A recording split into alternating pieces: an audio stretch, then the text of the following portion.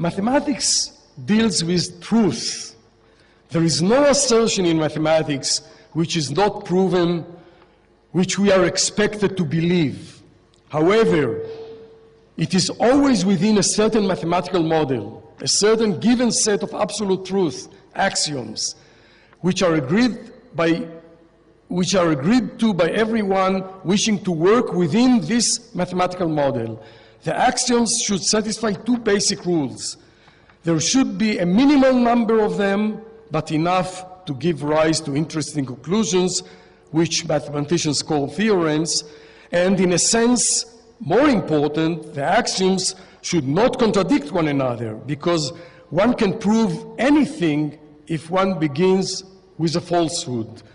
Let me dwell a little on this point. The basic mathematical convention is that the statement, if P, then Q, or an equivalent statement, P implies Q, is a true statement if either Q is true or P is false.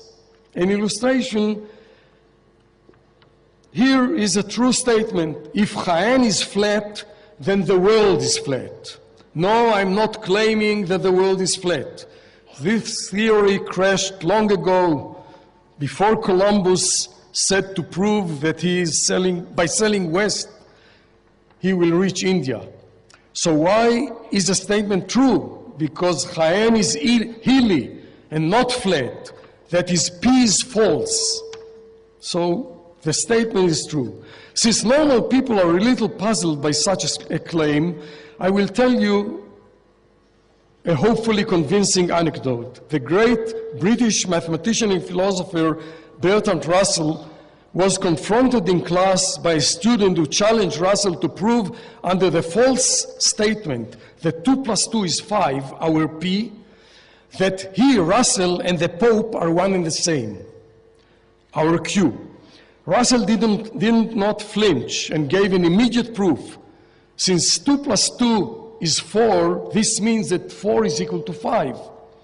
Hence, 3 is equal to 4, and 2 is equal to 3. And finally, 1 is equal to 2. Now, said Russell, since I and the Pope are 2, and 2 is equal to 1, then I and the Pope are 1. See, you start with a falsehood and you can prove anything. Back to the axioms, and I'm almost finished. I mean, a little more patience. We have the axioms of plane geometry, and among them the two straight lines meet at most at one point. And we have the axioms of the geometry of the surface of the ball, where the analogous of a straight line is a big circle, namely those with the same diameter as the ball. And these meet one another at 2 points. Think of the North and South poles. They are the 2 meeting points of the numerous big circles, each composed of 2 longitudes. Each such circle crosses the equator twice.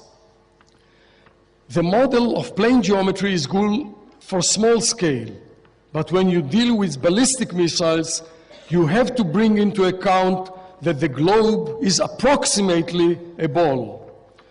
When you want to do mathematics, you have to decide which game you join, namely which set of axioms govern the model you want to work with.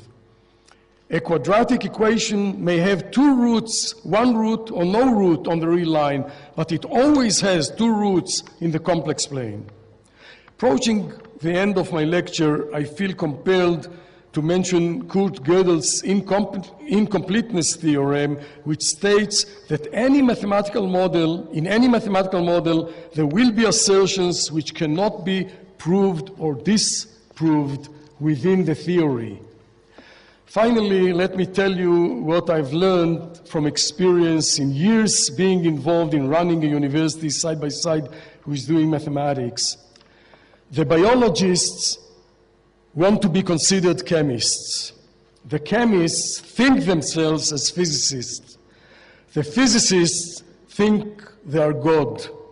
And God thinks he's a mathematician.